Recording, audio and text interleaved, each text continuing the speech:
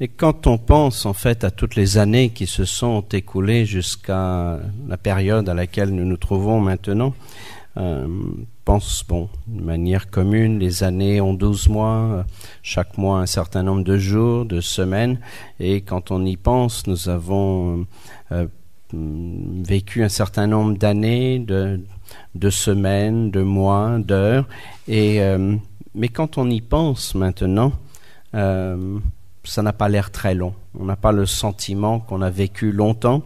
On n'a pas le sentiment qu'on a accompli quelque chose de grandiose, qu'on a fait beaucoup de choses dans cette existence. On n'a peut-être pas non plus le sentiment qu'on est resté longtemps dans un endroit, ou même cette notion de longtemps n'est pas quelque chose qui semble si long que ça finalement. Et donc, on a tous certainement ce genre de sentiment que finalement ça s'est passé très vite, et c'est pourquoi je dis que c'est à partir de ce genre de réflexion que je dis que la vie est très courte, quoi. Et bon, c'est ma façon aussi de penser, c'est ma façon de voir la vie, hein. Peut-être qu'il y a des gens qui ont d'autres façons de voir la vie et de considérer l'existence, hein. C'est pas non plus un problème. Mais sur cette compréhension, nous devons voir que nous autres, en tant qu'êtres humains, nous avons une grande responsabilité. La responsabilité qui consiste tout simplement à réaliser ce qui est essentiel de notre existence, à savoir à mener une vie qui nous permette d'être heureux et qui nous permette de mener une vie qui soit correcte, qui aille bien. Et c'est peut-être que nous ne réalisons pas tous qu'en fait que c'est cette recherche qui nous pousse, cette recherche du bonheur, mais on va dire tout ce que nous faisons dans l'existence vise à pouvoir nous amener à un état où nous sommes heureux. Tout ce qu'on fait, c'est tourner vers cette quête du bonheur.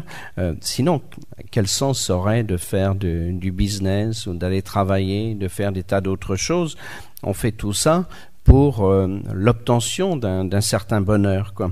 Et en fait, on pourrait dire que tout ce que l'on fait, que l'on accomplit dans notre existence est tourné vers cette quête du bonheur. C'est quelque chose, je disais tout à l'heure, c'est très général à tous les êtres, hein. On partage tout ça en commun, quoi. Donc l'objectif véritablement, le but dans notre existence, c'est de pouvoir être heureux et de vivre une vie où l'on soit heureux, quoi. Et en toute logique, si l'on obtient ce genre de bonheur, si notre vie est heureuse, naturellement, nous aurons envie d'aider d'autres personnes ou d'autres êtres, quoi. De toute façon, si ça n'était pas le cas, ça paraîtrait un petit peu bizarre et ça ne serait pas très bien, quoi. On ne pourrait pas considérer une telle personne comme étant vraiment quelqu'un de bien, quoi. Et tout simplement parce que aussi ce sentiment de partage du bonheur avec tous les êtres, c'est un peu inhérent à chaque être vivant, quoi. Mais bon, nous nous situons ici dans un contexte, dans une approche qui repose davantage sur la spiritualité. Donc, comme le sujet de la conférence, c'est la spiritualité dans un monde de crise, quoi. Donc, quand on envisage ce point de vue de la spiritualité, il faut voir aussi qu'il y a quelque chose d'intéressant en cela. Spirituality is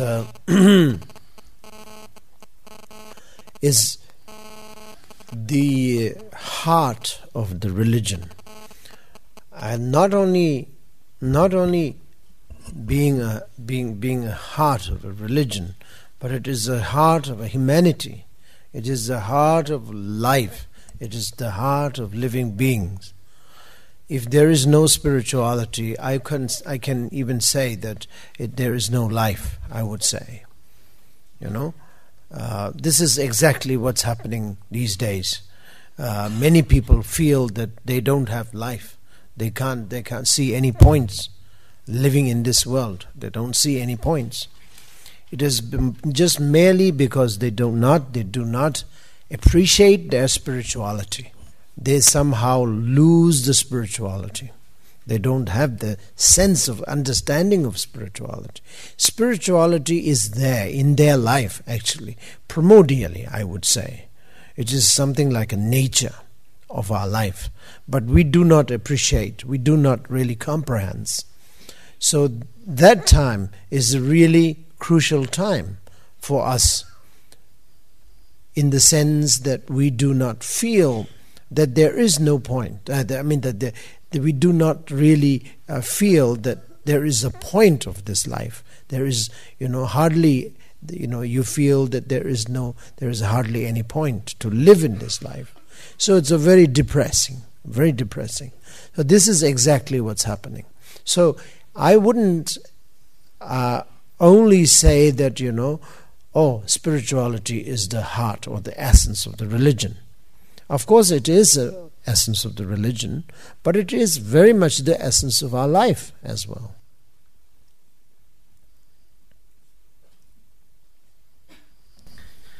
La spiritualité, c'est le cœur de la religion, mais non seulement c'est le cœur d'une voie religieuse, mais en même temps c'est le cœur de la vie même, de notre existence, c'est le cœur même de la vie de tous les êtres, quoi. Et si nous n'avons pas véritablement une spiritualité, à ce moment-là, notre vie manque de cœur. Et pour beaucoup d'individus, c'est ce qui se passe. Ils se trouvent dans des états déprimés, où il n'y a plus de cœur dans leur existence. Ils n'ont souvent pas aucune forme de spiritualité. Et pour eux, à ce moment-là, la vie n'a plus grand intérêt et ils peuvent envisager leur propre autodestruction, quoi. Et tout simplement parce qu'ils n'apprécient pas la spiritualité, ils n'apprécient pas leur propre existence. Ils ont perdu ce sens de la spiritualité ou même du sens de leur vie. Parce que la spiritualité, c'est inhérent à l'esprit de chaque être, c'est inhérent à la nature même de notre esprit en fait. Et pour ces personnes qui n'apprécient plus leur propre nature ou qui ne la comprennent pas, ça devient un moment très crucial parce qu'ils n'ont plus le sentiment ou le sens de la richesse, la valeur de la vie. Leur vie n'a souvent plus de sens et trouve ainsi beaucoup de personnes qui sont déprimées, quoi. Et ce qui se passe beaucoup dans notre monde actuellement, quoi. Donc je ne dirais pas que la spiritualité, c'est simplement le cœur d'une voie religieuse, mais je dirais que c'est l'essence même de notre propre existence. Generally speaking, I always say something like daringly, anyway, maybe this is just a daring, or maybe this is true also, I don't know, but I always say we all have a religion.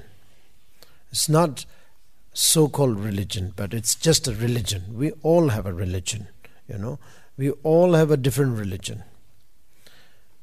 What is now, what I meant to say by religion means we always have to have a breakfast. We always have to have a lunch. We always have to have a dinner, I think, mostly. I mean, most people are like that. 3 meals a day. And also like tentatively kind of timing is also kind of fixed anyway. So we all have to have the breakfast has to be in morning anyway. Lunch has to be in midday, and the dinner has to be late evening or something like that.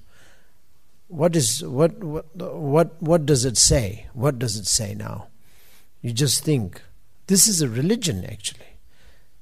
This is your own religion, our own religion, that we have to have 3 meals a day, generally speaking, commonly speaking.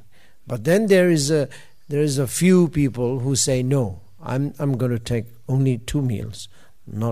I'm going to skip 1 meal, which most probably dinner or something like that. So that is his religion, a little different from others,